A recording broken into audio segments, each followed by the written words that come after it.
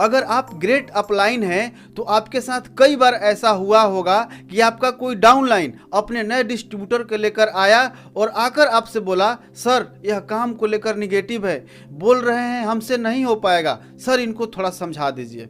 और आपने वहीं पर उनको समझाना शुरू कर दिया। आपने बहुत समझाया, कंपनी के बेनिफिट्स बताएं, लोगों के अचीवमेंट बताएं, लेकिन क्या हुआ, वह समझा नहीं। क्यों? नमस्कार, मैं दीपक सिंह स्वागत करता हूं आपको आज के इस सेशन में। आज की वीडियो में हम यही सीखेंगे कि निगेटिव लोगों को कैसे समझाएं। डायरेक्ट सेलिंग में सफल होना है तो ह्यूमन साइकोलॉजी को समझना होगा।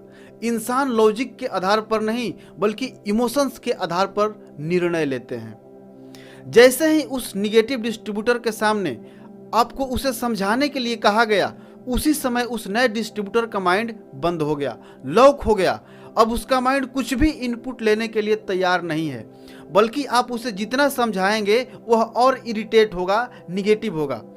हो सकता है कि कुछ मजबूरियां की वजह से वो काम को ना करना चाहता हो, लेकिन आपने तो उसे ग्रेट अपलाइन के सामने निगेटिव है बोल दिया। और कोई इंसान खुद को निगेटिव कभी नहीं मानता, चाहे वह इस बिजनेस को लेकर कितना ही निगेटिव क्यों ना हो।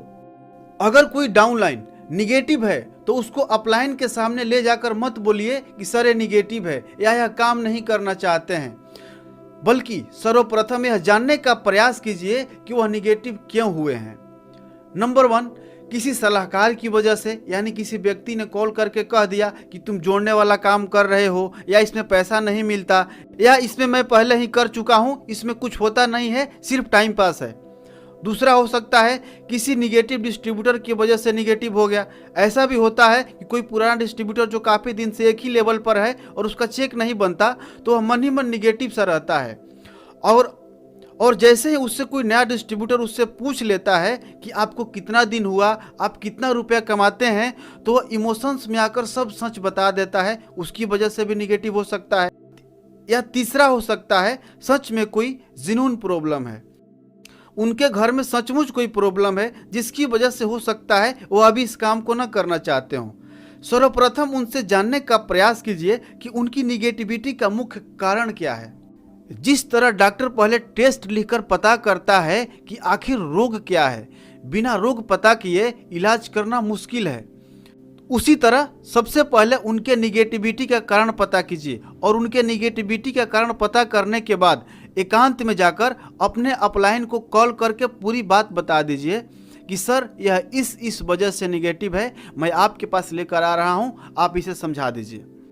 दूसरा हो सकता है कि ग्रेट अपलाइन का आपके पास नंबर नहीं है, तो एकांत में मिलकर उनसे सारी बात बता दीजिए, फिर उस डिस्ट्रीब्यूटर को उनसे मिलाने के लिए लेकर जाइए।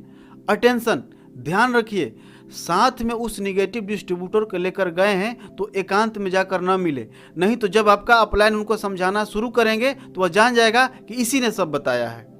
सारा काम प्लानिंग करके करना है, उसे पता नहीं चलना चाहिए कि उसे समझाने के लिए लेकर आए हैं। तीसरा केस में हो सकता है उनके जैसा ही किसी डिस्ट्रीब्यूटर से मिलाइए जो सेम सिचुएशन से कभी ना कभी गुजरे थे, वो अपनी पूरी कहानी बताएंगे तो आपका डिस्ट्रीब्यूटर पॉजिटिव हो सकता है।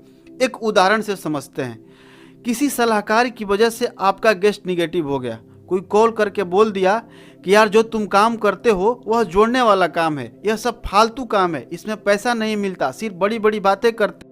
अब उसको समझाने का आसान तरीका है कि पहले आपने सही कारण पता कर लिया कि किसी ने कॉल करके इसको निगेटिव किया है। अब अपने अपलाइन को कॉल करके सारा कहानी बता दीजिए और 15-20 मिनट के बाद मौज मस्ती की बातें करते हुए उसे अपने अपलाइन के पास लेकर जाइए। अपलाइन क्या करेंगे? सबसे पहले उसके साथ रेपो बिल्ड करेंगे, यानी रिलेशन बनाएंगे, उसको रिलैक्स महसूस कराएंगे, उसके माइंड में जो लॉक लगा है उस लॉक को खोलेंगे।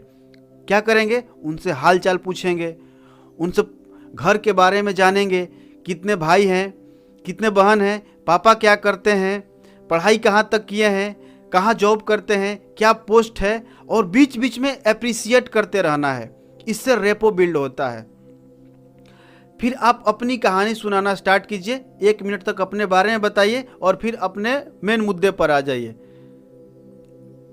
कि 6 महीना पहले मैंने जब इस बिजनेस को ज्वाइन किया था और 2 दिन बाद ही एक मेरे जिगरी दोस्त का कॉल आया। उसने बोला आजकल क्या कर रहे हो?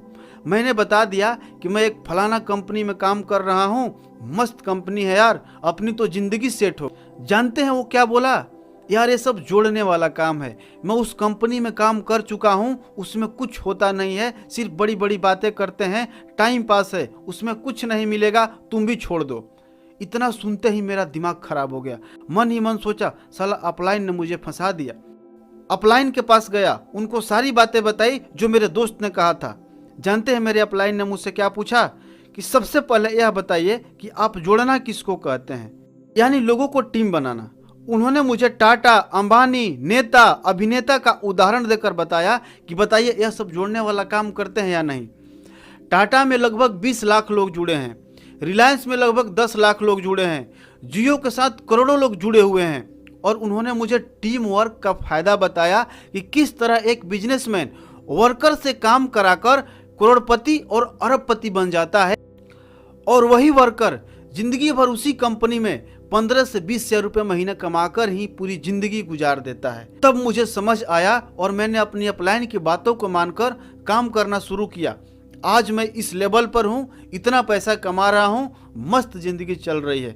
अगर उसकी बातों को मानकर हमने काम छोड़ दिया होता तो मैं भी किसी कंपनी में 12-12 घंटे काम करके 15-20 हजार रुपये महीने कमा रहा होता, कभी भी अपने सपनों को पूरा नहीं कर पाता। आपको भी ऐसा लोग बोल सकते हैं, आपको भी ऐसा कॉल आ सकता है, लेकिन एक बात याद रखिएगा कि लोग सिर्फ सलाह देते हैं। सलाहकार के बारे में भी बताइए कि सलाह किससे लेना चाहिए और किससे नहीं लेना चाहिए। इस पर मेरा एक डिटेल में वीडियो है, चाहे तो आप उसको देख सकते हैं, उसका लिंक हमने डिस्क्रिप्शन में दे रखा है। और बोलिए कि मैं आपको भरपूर सपोर्ट करूंगा, दिल से काम कीजिए, कोई समस्या है तो बताइए। डिस्ट्रीब्यूटर क्या बोलेगा? नहीं सर मैं काम करूंगा। 95% चांस है कि वह निगेटिव डिस्ट्रीब्यूटर पॉजिटिव हो जाएगा और काम करना शुरू कर देगा। इसको जरूर ट्राई कीजिए। मैं आशा करता हूं कि यह वीडियो आपको काफी पसंद आया होगा। कमेंट में जरूर बताएं कि यह वीडियो आपको कैसा लगा।